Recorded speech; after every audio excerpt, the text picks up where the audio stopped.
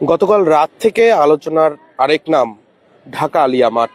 সুপ্রিয় দর্শক, গতকাল রাতেই ঢাকা আলিয়া মাঠে কিন্তু মাঠকে কেন্দ্র করে কিন্তু নানাভাবে সংবাদ মাধ্যমে খবর হয়ে উঠেছে। সেই ঢাকা আলিয়া মাঠ থেকে সরাসরি যুক্ত রয়েছি। অপর পাশে কিন্তু দেখতে পাচ্ছি পুলিশ সদস্যরাও কিন্তু মোতায়েন রয়েছেন। আমরা জানিয়ে রাখতে চাই, গতকাল রাতে একটি ঘটনাকে কেন্দ্র করে মূলত উত্তাপ ছড়িয়ে পড়ে। ঢাকা আলিয়া শিক্ষার্থীদের অর্থাৎ ঢাকা আলিয়ার যে বার্ষিক ক্রীড়া অনুষ্ঠান, সেই অনুষ্ঠান এবং যে পুরস্কার বিতরণী সেটি কিন্তু হওয়ার কথা ছিল আজ এই মাঠটিতেই। কিন্তু তাদের জায়গা থেকে জানানো হয়েছে, সরকারি গোয়েন্দা বাহিনীর লোকজন এসে তাদেরকে বলেছিলেন যে যেহেতু 2009 সাল থেকে এই এই মাঠের এই যে কক্ষগুলো দেখাচ্ছি, এগুলো মূলত আদালত হিসেবে, অস্থায়ী আদালত হিসেবে কাজে লাগানো হচ্ছিল। সেই পিলখানা হত্যাকাণ্ডের যে ঘটনা, সেই ঘটনার যে মামলাগুলো সেগুলো কিন্তু এই আদালতেই পরিচালনা হতো। ঠিক গতকাল কিন্তু আমরা পিলখানার যে পরিবারগুলো রয়েছে, বিডিআর সদস্যদের পরিবাররা, তারা কিন্তু জানিয়েছিলেন যে আজকে তাদের একটি মামলার রায় রয়েছে। সেই মূলত মামলার রায়টি হতো এখানেই, শুনানিটি হতো এখানেই। কিন্তু সেখানে কিন্তু যখন যেহেতু আজকে ঢাকালিয়ার মাঠ এবং ঢাকালিয়ার যে মাঠটিতে খেলার যে বার্ষিক যে ক্রীড়া অনুষ্ঠান হওয়ার কথা, সেহেতু সেই প্রস্তুতিই কিন্তু চলছিল। আমরা ইতিমধ্যে দেখতে পাচ্ছি যে স্টেজ পরিচালনা সহ পাশের যে কর্মযজ্ঞ সেগুলো কিন্তু চলছিল। সেই সময় যখন এসে তাদেরকে জানানো হয়েছে যে এখানে আজকে আদালত পরিচালনা করা হবে, যেহেতু পিলখানার হত্যাকাণ্ড একটি আলোচিত ঘটনা, সেহেতু এখানে কিন্তু অনেক বেশি মানুষের সমাগম হবার কথা ছিল। সেহেতু তারা জানিয়েছেন যে, তারা মূলত মৌখিকভাবে জানিয়েছেন যে কোনোভাবেই এখানে আদালত আজকে বসতে দিবেন না।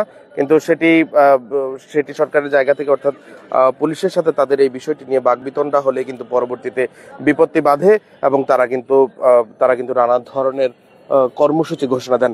এবং তারই অংশ হিসেবে কিন্তু তারা আজ সকাল থেকেই বকশীবাজার মোড় এবং যে ঢাকা কেন্দ্রীয় কারাগার সড়কটি রয়েছে, এছাড়াও পাশের যে ঢাকা মেডিকেল সড়ক অর্থাৎ ঢাকা আলিয়ায় প্রবেশের যতগুলো সড়ক রয়েছে, সেই সড়কগুলো কিন্তু তারা বন্ধ করে দেন।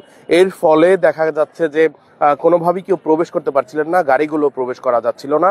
এর ফলে যখন আইনজীবীরা অর্থাৎ রাষ্ট্রপক্ষের আইনজীবীরাও কিন্তু অপেক্ষমান ছিলেন, তাদের সঙ্গে আমাদের কথা হয়েছে, তারা বলছিলেন যে আজকে যেহেতু মামলার রায়ের শুনানি রয়েছে, সেহেতু তারা এসেছিলেন, কিন্তু তাদেরকেও প্রবেশ করতে দেওয়া হচ্ছে না। পরবর্তীতে তাদের সঙ্গে অর্থাৎ ঢাকালিয়া যে শিক্ষার্থীরা রয়েছেন তাদের সঙ্গে কিন্তু সরকারের জায়গা থেকে কথা হয়েছে এবং তাদেরকে জানানো হয়েছে আগামী 3 মাসের মধ্যেই এখানকার যে অস্থায়ী আদালত সেটি সরিয়ে নেওয়া হবে।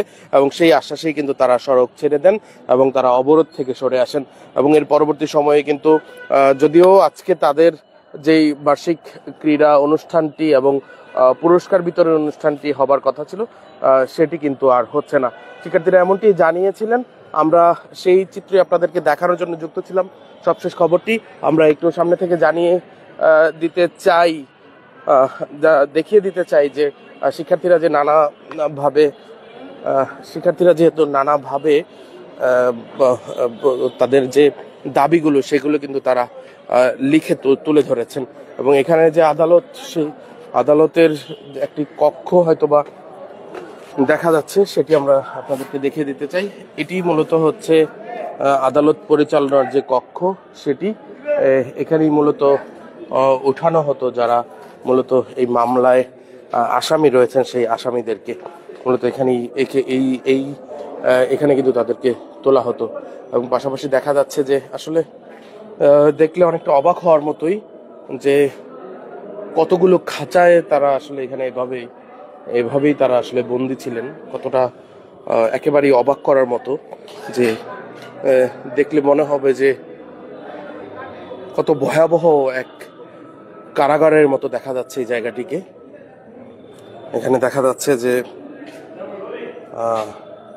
অর্থাৎ কারাগারের ভেতরের যে ওয়াশরুম সেটিও কিন্তু দেখা যাচ্ছে।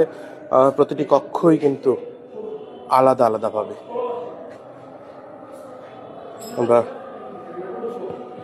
আমরা সেটি দেখাচ্ছি ভেতরের জায়গা থেকে, আমরা আপনাদেরকে দেখানোর চেষ্টা করছি। এখানে বেশ কিছু অবশিষ্টাংশ পড়ে আছে। ঠিক এখানেই আসলে আদালত পরিচালনার কথা ছিল, কিন্তু সেটি আর হচ্ছে না।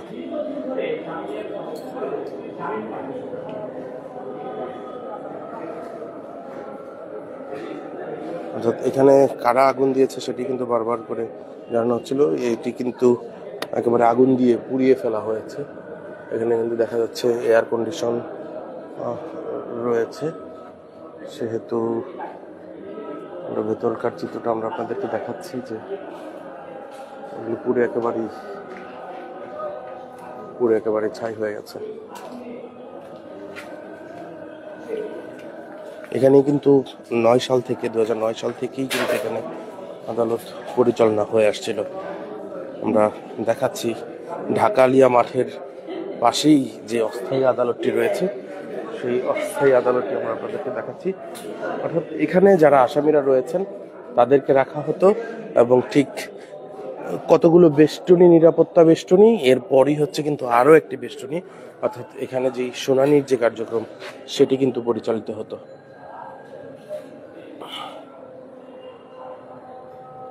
আমরা দেখতে পাচ্ছি যে ধ্বংসাবশেষ, অর্থাৎ এখানে অগ্নিকাণ্ডের ঘটনায় যে পুড়ে যাওয়া যে অংশগুলো সেগুলো সেটি কিন্তু দেখতে পাচ্ছি।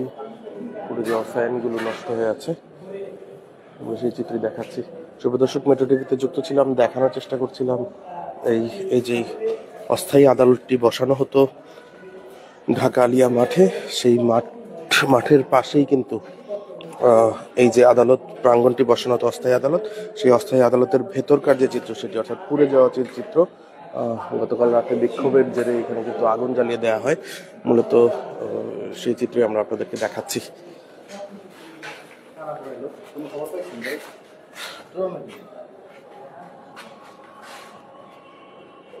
চিত্র আমরা আপনাদেরকে দেখাচ্ছি, মূলত এজলাস প্রাঙ্গণ।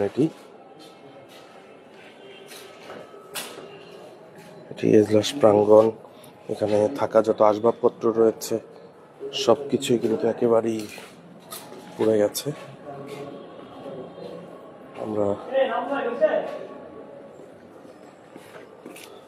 একটু ভেতরকার যে চিত্র সেটি একটু দেখানোর চেষ্টা করি।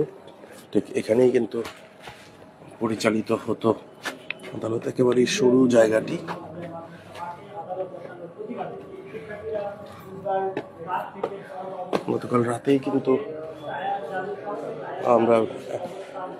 গতকাল রাতে যারা তাদের যে অবরোধ, সেই অবরোধের পরপরই কিন্তু এখানে অগ্নিকাণ্ডের ঘটনা ঘটে। আমরা ভেতরকার চিত্র কিন্তু দেখাচ্ছি। পুরো এই জায়গাটি কিন্তু একেবারেই পুড়িয়ে দেওয়া হয়েছে, পুরো অংশটুকুই আসলে পুড়ে ছাই হয়ে গেছে। এখানকার যত আসবাবপত্র সহ যা কিছু রয়েছে সবকিছুই কিন্তু একেবারেই পুড়ে গেছে,